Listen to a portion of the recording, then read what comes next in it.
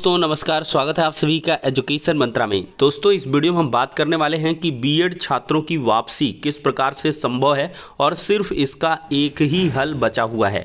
और साथ ही साथ बीपीएससी चेयरमैन का फिर से बयान जारी हो चुका है। बिहार शिक्षक बहाली परीक्षा को लेकर स्थिति स्पष्ट हो रही है। तो दोस्तों चलिए दोनों अपडेट्स पर हम चर्चा करते हैं।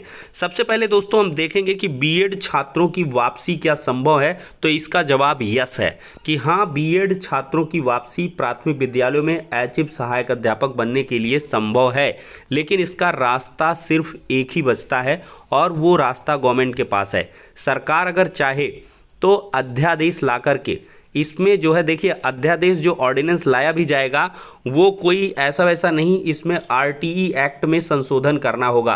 राइट टू एजुकेशन एक्ट जो है 6 से 14 साल के बच्चों को फ्री और कंपलसरी एजुकेशन देना और क्वालिटी एजुकेशन देना है।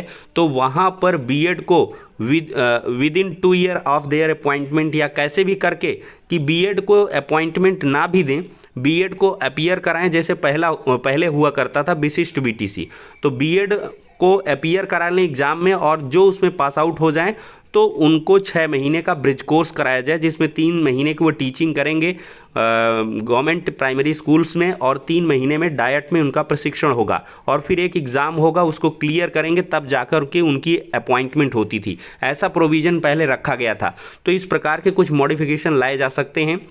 और देखा जाए तो इसमें जो है थोड़ा सा मामला जो है टेढ़ा पड़ेगा, क्योंकि देखिए सुप्रीम कोर्ट का ये जो फैसला है वो काफ़ी मजबूत कहा जा सकता है, क्योंकि इसमें जो मेन पॉइंट है वो क्वालिटी एजुकेशन का रखा गया है कि 6 से 14 वर्ष के बच्चों की जो क्वालिटी एजुकेशन देने का हमारा जो है फंडामेंटल राइट रखा गया है, ये बच्चों का मौलिक अधिकार रखा गया है। तो उसमें अमेंडमेंट करना पड़ेगा। अगर वहीं से में ही अगर देखा जाए संशोधन कर दिया जाए कि बीएड को इंक्लूड कर दिया जाए, तब ये मामला बन सकता है और इसका सॉल्यूशन। और देखिए आरटीई एक्ट में संशोधन कौन कर सकता है, वो एनसीटीई कर सकती है सिर्फ। तो इस प्रकार से केवल एक ऑप्शन बचता है, एक ही हल है और वो गवर्नमेंट के पास है। गवर्नमेंट अगर करती है ये चीज़ ऑर्डिनेंस के थ्रू तो ये कर सकती है। और ये कब संभव है, जब बहुत सारे छात्र, करोड़ों की संख्या अगर बताई जा रही बीएड की, तो करोड़ों की संख्या में अगर 50% भी 40-50 लाख लोग भी अगर समर्थन में आते हैं, ज़्यादा से ज़्यादा ट्वीट करते हैं, या एक जो प्रक्रिया चलाई जा रही बीएड छात्रों के द्वारा बेसिक जो अभी काम चल रहा है कि बहुत सारे जो लेटर्स हैं वो लिखे जा रहे हैं, वो शिक्षा मंत्रालय को जा रहे हैं, एनसीटी को जा रहे हैं, पीएमओ इंडिया को जा रहे हैं। तो लेटर को दिखाते हैं। तो यहाँ पर दोस्तों देख सकते हैं माननीय केंद्रीय शिक्षा मंत्री धर्मेंद्र प्रधान जी को ये लेटर लिखा गया है। बीएड अभ्यर्थियों को प्राथमिक विभाग में पुनर्बहाल करने हेतु अध्यादेश बिल को अविलंब पारित किए जाने के संदर्भ में। तो इस प्रकार के लेटर आप लोग भी लिख सकते हैं और इसको भेज सकते हैं निर्धारित पतों पर। ये प्रक्रिया चल रही है, अगर आपको जानकारी नहीं है तो इसका सेपरेट वीडियो आप सभी को उपलब्ध करवा दिया जाएगा। तो दोस्तों ये कुल मिलाकर विकल्प है और आप सभी को एक बड़ी संख्या बल के साथ ये आवाज़ उठानी होगी, तभी संभव है, क्योंकि गवर्नमेंट के पास और बहुत सारे काम हैं। और देखते हैं एपेक्स कोर्ट का निर्णय है, तो एपेक्स कोर्ट का निर्णय है तो ऐसे में इस पर जो संशोधन है वो कहा जाए तो काफ़ी कठिन रास्ता है, लेकिन गवर्नमेंट के लिए आसान है। लेकिन गवर्नमेंट के लिए आपको अपनी जो है क्षमता दिखानी होगी। क्षमता इन ए सेंस कहा जाए कि हम कितने लोग प्रभावित हो रहे हैं। और सबसे बड़ी बात जो है वो बीएड अभ्यर्थियों के लिए ये है कि 2018 का जब गजट आया उसके बाद से अंधाधुंध आँख मूंद कर छात्रों ने बीएड में एडमिशन लिया है। इसकी एक वजह रही है, अगर एनसीटी का ये गजट राजपत्र जारी नहीं होता तो कोई भी ऐसा बंदा नहीं है जो बीएड करता।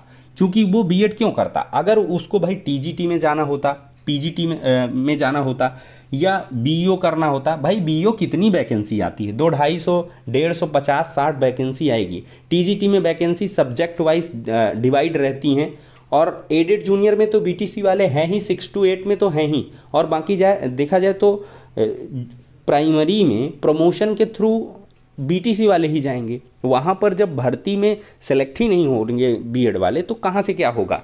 तो ये कहीं ना कहीं देखा जाए तो थोड़ा सा गलत हुआ है उन छात्रों के साथ जिन्होंने 2018 के गजट के बाद बीएड किया है। ऐसे देखिए बहुत सारे जो बीटेक वगैरह किए छात्र हैं, लगभग 3 लाख के करीब ऐसे छात्र हैं जिन्होंने बीटेक कर रखा है, तो उनका सब्जेक्ट कॉम्बिनेशन नहीं बनता है, तो वो ना टीजीटी लायक बचे हैं, ना पीजीटी के लायक हैं, ना वो बीओ, हाँ बीओ तो ये सब में तो कहीं जा नहीं सकते। वो सीधे पीआरटी के लिए ही किए थे कि चलो भाई पीआरटी में वैकेंसी आएगी, ज़्यादा मात्रा में आती है, एक बात तो ज़रूर है कि बहुत संख्या में भर्ती आती है। तो बीएड और बीटीसी ने देखिए मिलजुल कर आवाज़ उठाई है प्राथमिक शिक्षक भर्ती के विज्ञापन के लिए। 69,000 में देखा जाए तो भर्ती आई, तो उसमें बहुत सारे बीएड के कैंडिडेट रहे, लेकिन सेलेक्ट कितने हुए? 22,000 लगभग छात्र 69,000 में सेलेक्ट हुए। तो आपका प्रयास होना चाहिए कि भारी संख्या में भर्ती का विज्ञापन जारी हो, बीएड को मौका मिले, बीटीसी को मौका मिले, बीटीसी वाले डायरेक्ट ज्वाइन कर लेंगे। ये मैं कहता हूँ कि 2 ईयर इन सर्विस वाला जो काम है उसको ये कह दें कि प्रायर टू द सर्विस किया जाएगा, कि आप ब्रिज कोर्स कंप्लीट करिए, सारी अहर्ता रखिए, तब आप जो है ज्वाइन होंगे, तो 6 महीने का आपको लाभ भी मिल जाएगा। और सबसे बड़ी बात ये है कि साथ ही साथ इसमें देखा जाए तो बीएड को भी मौके मिल जाएंगे।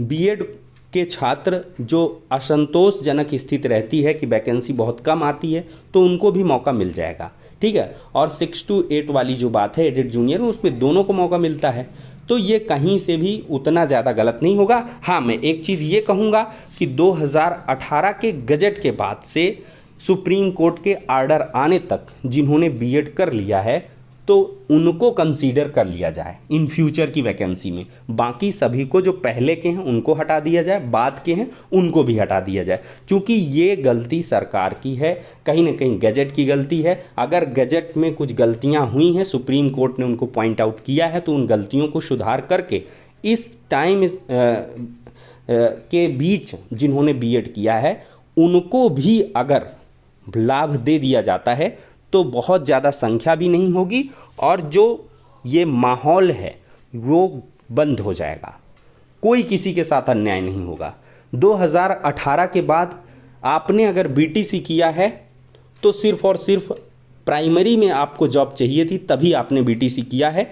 और आप अगर जूनियर की या कह लें कि टीजीटी की जॉब चाहते थे, तो आप बिल्कुल भी बीटीसी ना करते, आप बीएड जरूर करते, क्योंकि बीएड में दोनों आ रहे थे, बीएड को दोनों में मौका मिल रहा था। ये कटु सत्य है, कोई कंडीशन रही होगी तभी कुछ और बीटीसी का देखिए 2018 के बाद कितना क्रेज डाउन हुआ है, कितने कम लोगों ने बीटीसी के लिए अप्लाई किया है। बीटीसी में देखिए एक रीज़न ये भी होता है कि बीटीसी में जो एडमिशन होता है वो मेरिट बेस होता है, जिसकी मेरिट ज़्यादा होगी हाई स्कूल इंटर ग्रेजुएशन में वो बीटीसी में जाएगा, और जिसकी मेरिट नहीं होती थी वो एग्ज़ाम क्वालिफाई करता था, बीएड का एंट्रेंस एग्ज़ाम, और एंट्रेंस एग्ज़ाम के थ्रू उसका होता था। अगर आपका एंट्रेंस एग्ज़ाम में हुआ ही नहीं, रैंक खराब आई, आपको कॉलेज प्राइवेट मिल रहा है, तो आपकी मजबूरी है कि आप बीटीसी करें। यही एक रीज़न था। मैं आपको व्यवहारिक तौर पर बताता हूं कि इसी वजह से कोई ऐसा छात्र था जिसने बीटीसी किया है। तो ये इनजस्टिस देखा जाए तो छात्रों के साथ हो जाएगा अगर कोई अमेंडमेंट नहीं आया और ऐसे ही फटे हाल छात्रों को छोड़ दिया गया। ये खुद आप गहराई से इसका मंथन और चिंतन करें। 2018 से 23 तक के बीच के जो छात्र हैं बीएड जिन्होंने कर लिया है, अभी देखिएगा अगर ये बाहर कर दिया है, अगर इस प्रकार का नोटिस, तो देखिएगा बीएड में कितने लोग एडमिशन लेंगे।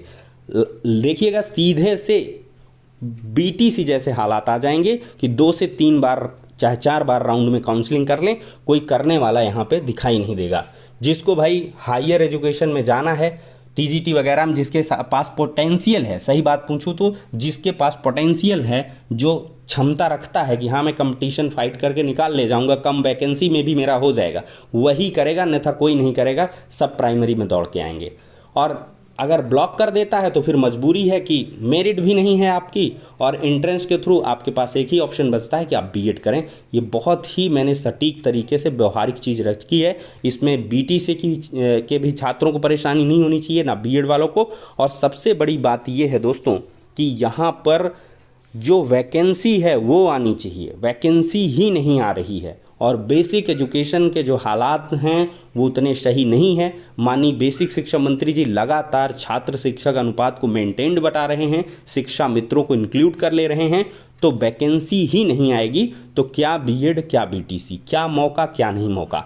हाँ, जो एक अपील है छात्रों की कि हमको भी अपर में मौका दिया जाए, तो उसके लिए भी अगर सरकार के पास, एनसीटी के पास कोई विकल्प है तो बीटीसी की भी छात्रों को अपर में, जैसे बीईओ की आती है, मुझे भी खराब लगता है कि बीईओ की वैकेंसी आती है तो बीटीसी वाले अप्लाई नहीं कर पाते हैं। भाई करो ना अप्लाई, उसके लिए आप कर दीजिए। कौन सा वहाँ पे जो है 6 to 8 वाली बात है, ब्लॉक एजुकेशन ऑफिसर कोई इंटरमीडिएट के बच्चों का अवलोकन नहीं करता है, बीटीसी वाले 1 to 8 की पढ़ाई करते हैं। और जो खंड शिक्षा अधिकारी होता है 1 से 8 के परिषदीय विद्यालयों में ही कह लें कि अधिकारी होता है, तो आप बीटीसी वाले को भी मौका दे दीजिए ना, थोड़ा सा संशोधन, उनको भी संतोष हो जाएगा और प्रतिभा का परिचय तो हो ही जाएगा। जब वहाँ पे 50-100 वैकेंसी रहेंगी और 4 लाख फॉर्म पड़ेगा, तब समझ में आ जाएगा, जिसके योग्यता है उसका हो जाएगा। बीटीसी वाला योग्यता रखता है, मैं तो कहता हूँ टीजीटी में भी दे दीजिए भाई।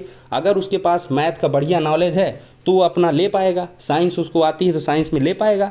तो क्यों ऐसा सिस्टम बनाया गया है कि बीएड को थोड़े से मौके बढ़ा दिए गए हैं और बीटीसी के लिए थोड़े से लिमिटेड कर दिए गए हैं, तो दोनों को बराबर कर दीजिए। और जो ब्रिज का कोर्स का आप लाए हैं, तो कोई ब्रिज कोर्स जैसी एक और व्यवस्था कर दीजिए कि 9-10 बस बच रहा है। देखिए मेन लड़ाई 9-10 वाली है कि वो 6 to 8, 9 to 10 की पढ़ाई करते हैं और ये 1 to 5 की करते हैं, 1 to 8 की करते हैं। ठीक है, तो ये थोड़ा सा जो गैप बच रहा है 1 to 5 का, वो ब्रिज कोर्स से आ जा रहा है। 9-10 का जो गैप बच रहा है उसको आप उधर से कर लीजिए। लेकिन ये बीटीसी वाला ये सब जो है बड़ा मुश्किल लग रहा है।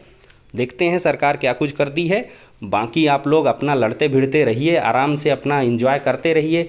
एंजॉय क्या है, इसमें पैनिक क्रिएट है। जो कुछ करना चाहता है वो नहीं कर पा रहा। बिहार शिक्षक बहाली का परीक्षा है, जिनका है भी, वो भी बीटीसी वालों का भी मन नहीं लग रहा। रोज ट्वीट खेल रहे हैं, यहाँ वोटिंग वहाँ वोटिंग, इसको चैनल को ये करो वो करो, डिसलाइक करो लाइक करो, बस यही में लगे पड़े हैं।